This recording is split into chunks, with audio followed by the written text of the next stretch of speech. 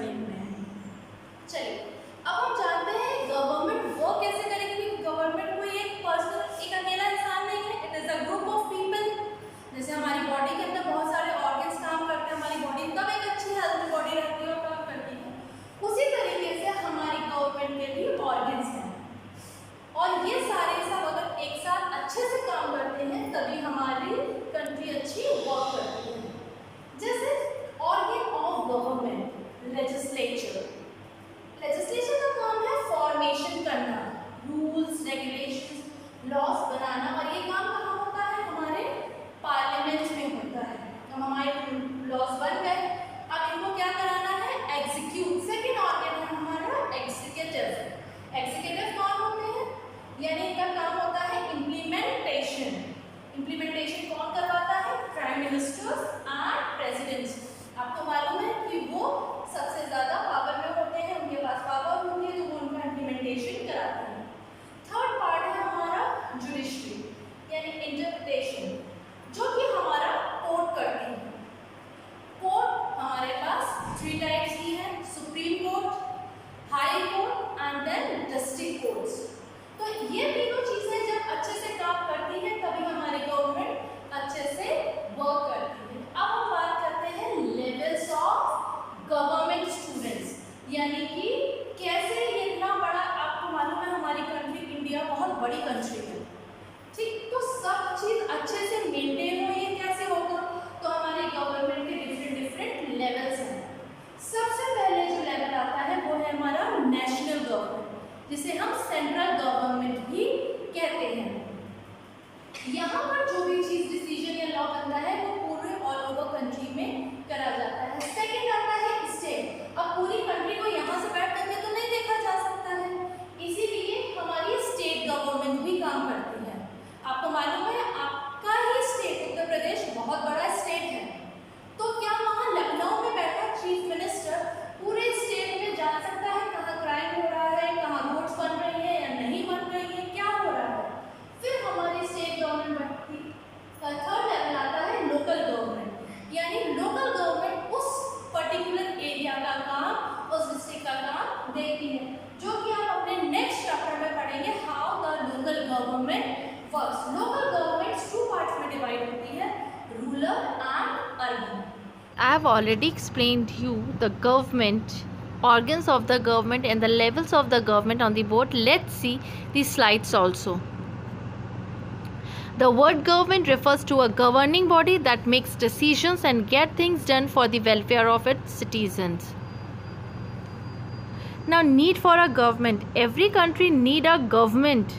हर country को government की ज़रूरत होती है परफेक्टली ही उसको वर्क करने के लिए.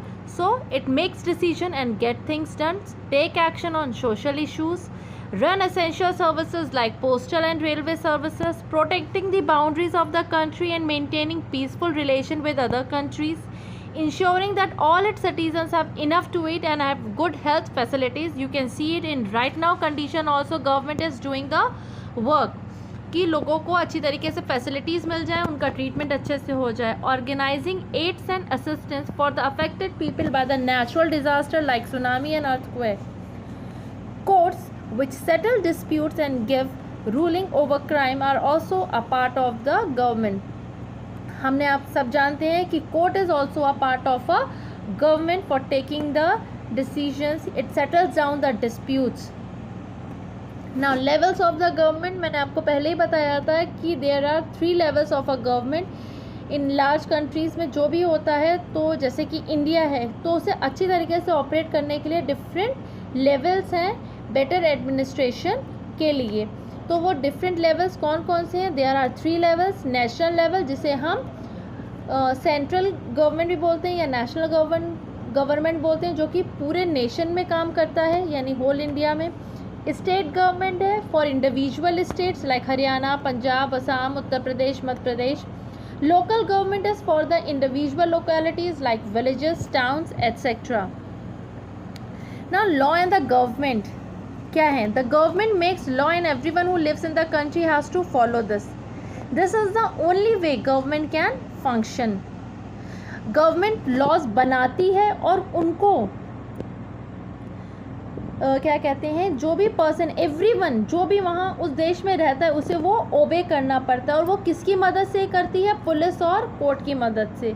जैसे कि आप जानते हैं कि ट्रैफिक रूल्स बनाए हुए हैं कि अगर कोई भी सड़क पर ड्राइविंग करेगा, व्हीकल चलाएगा, उसको ट्रैफिक रूल्स का फॉलो करना पड़ेगा। अगर कोई उसको ब्रेक करता है, if anybody is found is breaking these rules, they can be jailed और fined by the police.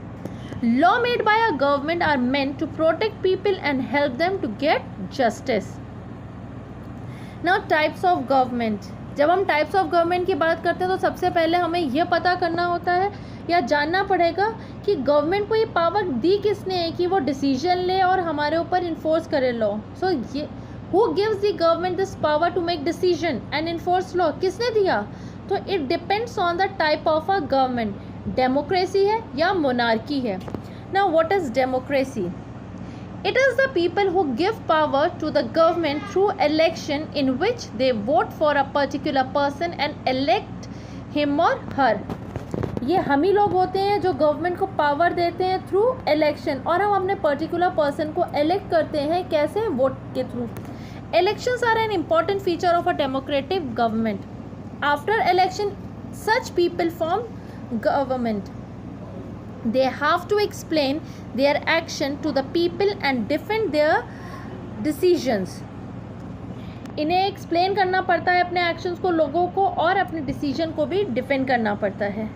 Now what is monarchy? The king or the queen has a power to make decision and run the government. They are not elected by the people. जैसे हम जानते हैं राजा और रानियों के बारे में कि जो राज्य करते थे, यानी कि उनको कोई इलेक्ट नहीं करता था, उसमें यह नहीं होता था कि वोटिंग होगी, वो ही अपने आप को गवर्नमेंट मानते थे, वही राज्य करते थे। There can be a group of people to discuss matter, but the final decision remains with the monarch. यानी कि जो डिसीजन होता था वो राजा या रानी का ही होता था। वो डिस्कस मैटर ज़रूर करते थे, मगर इसमें किसी और का डिसीजन मान्य नहीं होता था, सिर्फ राजा का होता था। They do not need to explain or defend their action or decisions. उन्हें किसी को एक्सप्लेन करने की ज़रूरत नहीं थी अपने एक्शन और डिसीजन को बताने के लिए। Now democratic government. India became a democratic country after a long eventful struggle of people. Democracy is the rule by the people where they participate in making rules through their elected representatives. It is therefore referred to as the representative democracy. The process of election is based on universal adult franchise where all adults irrespective of caste, color, race, gender, poor, rich, etc. are allowed to vote. यानी कि democratic government में सभी को पूरी तरीके से right होता है वोट देने का, चाहे वो किसी भी कास्ट का हो, किसी भी रिलीजन का हो, किसी भी जेंडर का हो, सबको राइट होता है। Earlier only man who own property and were educated allowed to vote. लेकिन पहले सिर्फ पढ़े लिखे और जिनके पास अपनी प्रॉपर्टी थी उन्हीं मेंस को अलाउड था वोट देने के लिए। गांधी जी ने भी इस अनफेयरनेस से वो शौक थे और उन्होंने भी डिमांड की थी सबको, सारे एडल्ट्स को वोट देने के लिए। नाउ हमारा लास्ट टॉपिक है इस चैप्टर का, स्ट्रगल फॉर सफरेज। सबसे पहले हम जानते हैं सफरेज का मतलब क्या होता है। The word suffrage usually means right to vote. तो यहाँ पर जो सफरेज स्ट्रगल था वो था वुमेंस के लिए, क्योंकि वुमेंस को पहले राइट नहीं था वोट देने का। तो the suffragettes demanded the right to vote for all women to get their demands heard, और उनकी डिमांड सुनी जाए इसके लिए उन्होंने पब्लिक प्लेसेस पे रैलीज करी। बहुत बार इन सफ्रेगेंट्स को जेल भी हुई, कई बार ये लोग भूख हड़ताल पर भी गए। तो इनको वहाँ पर जब ये भूख हड़ताल पर गए यानी हंगर स्ट्राइक पर गए तो ये इन्होंने खाना पीना सब छोड़ दिया था। तो इनको ज़बरदस्ती फिट कराया जाता था, फोर्सफुली इनको खाना खिलाया जाता था। Finally women get the right to vote in America. Women get this right in 1920 and UK in 1928. Now class, this chapter is the revision part, so I have completed it. Hope you all have understand the chapter. Now we will continue a new chapter in next class.